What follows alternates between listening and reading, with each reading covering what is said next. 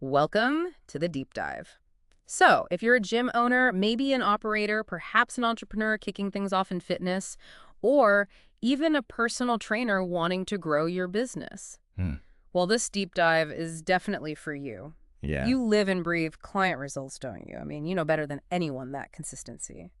It's not just part of getting results, it's kind of everything. Uh, You'd never, ever tell a client, hey, just pop in once a month and expect them to hit their goals right. Absolutely not. And, the source material we're getting into today really highlights something, maybe a blind spot for a lot of us in the industry. Yeah.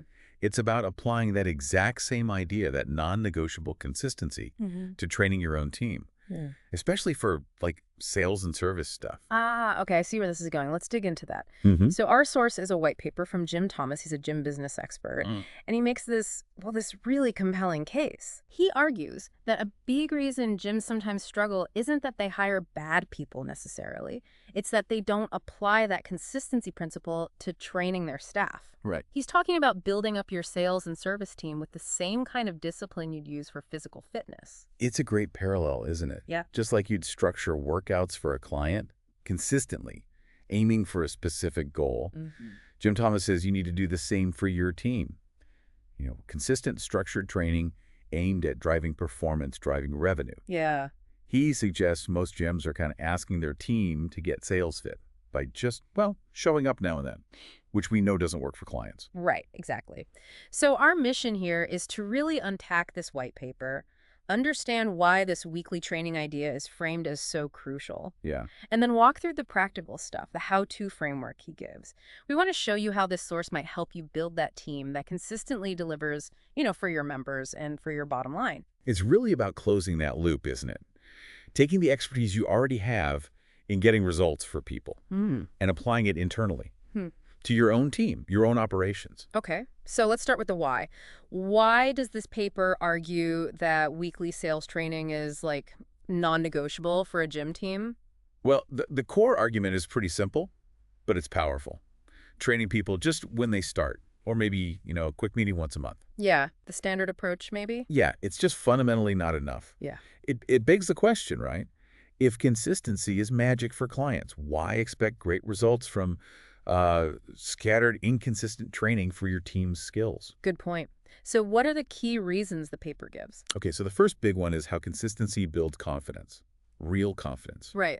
The paper mentions that repetition, the kind you get from weekly practice, like role-playing objections or nailing phone scripts. Yeah. That's what makes team members actually fluent, confident. Exactly. It turns those skills into like second nature, instinctive. Think about a client learning, say, a deadlift. They start maybe a bit hesitant, forms may be shaky, but with consistent reps, week after week, the movement gets smooth, strong, confident. It's the same for sales talks.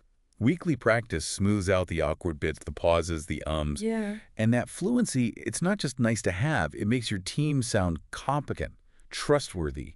It totally changes the feel of that interaction for a potential member. Makes sense. And the second reason, it kind of challenges a common idea, right? That sales is a skill you build, not just a talent you find. This is so important. Just hoping you'll stumble upon some natural salesperson who needs zero ongoing training. Yeah. Well, that's often just wishful thinking. Leads to frustration, I bet. Totally.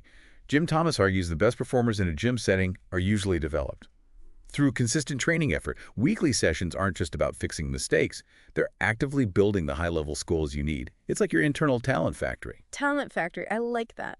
Okay, and the third point, this one sounds a bit tough, that a lot of lost sales are actually communication failures.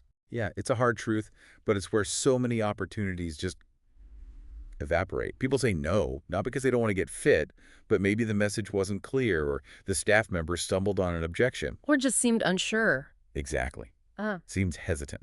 The paper suggests these weekly workouts are designed to systematically find and fix those communication blind spots before they cost you a lead or an upgrade or a referral. You're plugging the leaks proactively. Okay, that makes a strong case for the why. So if it's about building confidence, developing skills, fixing communication, the next obvious question is how? How do you actually do this week in, week out? Let's get into that blueprint Jim Thomas offers, the weekly sales workouts. Right, and this is where it gets super practical. The source lays out a structure Yeah. that's meant to be, doable, even in a crazy busy gym. So what's the basic structure look like daytime? Okay, so he suggests picking your gym's slowest day. Often that's like a Monday or a Friday, right? Right, usually.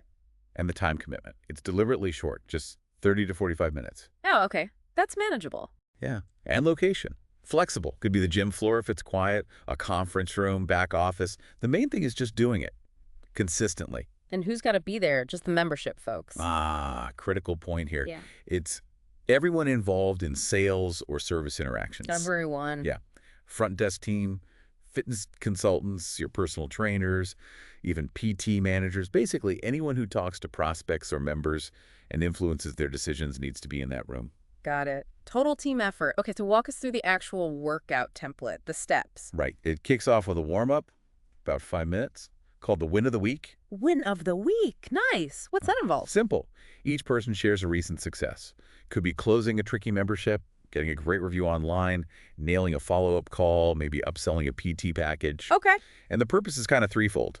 One, it kicks things off with positive energy. Two, it rewards and spotlights the exact behaviors you want more of. And three, it gets everyone thinking wins right from the start. Sets a good tone. Good start. Okay, warm up. Done. Then the main event, the Jill of the week. About 15 minutes. Exactly. This is about intense focus on one specific skill area for that week. Like what? Give me some examples. Okay? Could be handling price objections. Yeah. Or mastering how to sell that trial pass effectively. Or booking a solid tour from just a phone call, asking for referrals confidently, explaining PT value beyond price, creating urgency without being pushy, stuff like that. Okay, and how do they practice it? The format's key. Present a real scenario, jump straight into role-playing it, then immediate constructive feedback. It's focused, it's fast-paced iteration on that one skill. Focus practice. Okay, so drill is one skill, quick reps. Yeah. Then you broaden it out at role play rounds. That's the longest bit, like 20 minutes. That's right. This is where you get the volume, the reps in, people pair up. One's the prospect, one's the staffer. Yeah. And here's a really powerful part the source emphasizes. Yeah. Use actual scenarios that came up in the gym during the past week. Oh, wow. So it's super relevant. Incredibly relevant. Makes the practice stick, they swap roles, and importantly, they give each other peer feedback right then and there. The source even suggests throwing in surprise objections sometimes, things they weren't prepped for, just to build that mental agility. Using real stuff from the week sounds brilliant. Makes it instantly useful. And there was an optional bit, a team challenge. Yeah, just a way to kind of keep the momentum going after the session ends. Could be a fun competition, like who books the most follow-ups before the next workout. Okay. Or maybe leaderboards for trial conversions, small rewards help too, gift cards, gym swag, maybe an extra break. Just adds a bit of gamification, reinforces the behaviors. Okay, so the blueprint's clear. Warm up with wins, drill on one skill, role play with real scenarios, maybe add a challenge. What are some of those core skills gyms should be rotating through for that drill of the week? Well, the source lists several fundamentals, the bread and butter for gym success. These are perfect for that weekly deep dive. Like phone scripts. That first call is often the make or break impression, isn't it? Totally. Yeah. Or the walk-in greeting. Making sure that first face-to-face is warm, engaging, not just robotic. Can I help you? Yeah. Right. And the tour process is huge, too. Okay. The paper really stresses focusing on the prospect's goals and how the gym helps them, rather than just, here's the treadmill, here's the squat rack. Yeah, connect it to their why. What about converting trials? Getting people off the fence? Big one.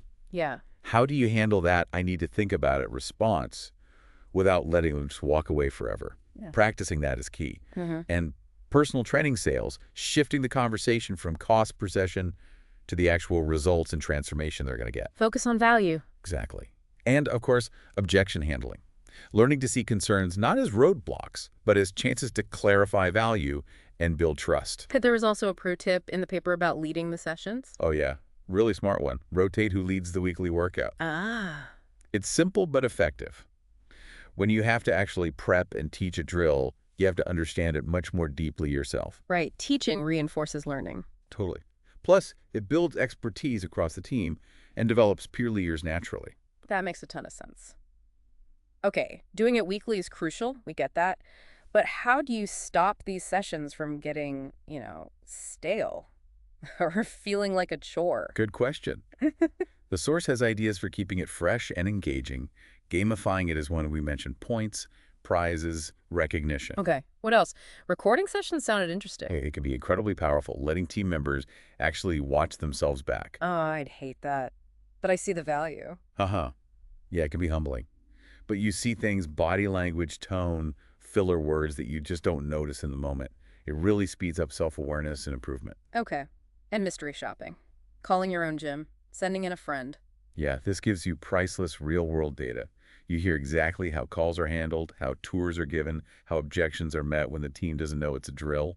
That's direct feedback. Gold standard feedback for tailoring future training. Yeah, And bringing in outsiders. right. Maybe quarterly, bring in an external sales trainer or consultant. They can inject new perspectives, different techniques, just shake things up a bit and keep it interesting. So this sounds like a really comprehensive plan. If a gym owner or manager actually commits to this consistently, what results can they realistically expect? The white paper is pretty direct about the expected outcomes. Consistent weekly workouts should lead to tangible results, like higher closing rates on memberships and PT, a shorter sales cycle overall from first contact to signing up, much better follow-up, which is huge, right? How many leads fall through the cracks there? Too many. Yeah. And just better service experiences across the board for prospects and for current members. And what about the team themselves, the staff? You should see a definite boost in confidence and morale because they feel more skilled, more prepared, more supported. Yeah. It helps build a stronger culture, too. One of accountability, yes, but also continuous learning and growth. The paper really hammers this home. This is how you build genuine sales muscle. Sales muscle. Yeah, through that dedicated practice, the repetition, the refinement, just like building physical strength. And this loops back perfectly to that core idea you mentioned earlier, the gym owner's mindset shift. Yes. This might be the biggest takeaway from the whole thing. Jim Thomas argues that if your team's not performing as you'd like in sales or service, the first place to look isn't necessarily their motivation. Okay. Where then? It's often a lack of preparation provided by leadership, by you. Ooh, taking ownership. Exactly. And the analogy he uses just drives it home, brings it full circle. Which is? You'd never expect your clients to get amazing results if they skip their workouts all the time, right? Never. So he asks, why would you expect your team to magically close more sales if you're letting them skip their essential training, their weekly sales workout? Powerful question. The responsibility for providing that structure, that purpose, that absolute consistency, it lands squarely on leadership. Wow. Okay. This deep dive really makes it clear, doesn't it? The same principles you use for client fitness, consistency, structure, focused effort, they're exactly what's needed to build a really strong sales and service engine in your gym. Yeah. It's about systems and consistently training your people. That's the path, according to this source, to boosting revenue and getting that business momentum going. It shifts the focus. You know, underperformance isn't just a people problem. It's often a process and training opportunity. Right. So if you're listening now, maybe you're that gym owner, that operator, that PT, and you're thinking, okay, I need this. You're ready to actually implement this blueprint. Maybe you want some coaching or consulting or just hands-on help getting the system working in your gym. And you can actually reach out to the author of this white paper, Jim Thomas. He specifically helps gym owners do this. Improve systems, train staff, increase revenue, rebuild momentum. And the best way to reach Jim Thomas is directly. You can call him at 214-629-7223. Okay, that's 214-629-7223. Or you can email him. The address is jthomas@fmconsulting.net. That's jthomas@fmconsulting.net. Got it. We'll make sure those details are available. So maybe the final thought to leave folks with is this. Next time you're looking at your team's sales numbers or service feedback, ask yourself honestly, are they skipping their workouts?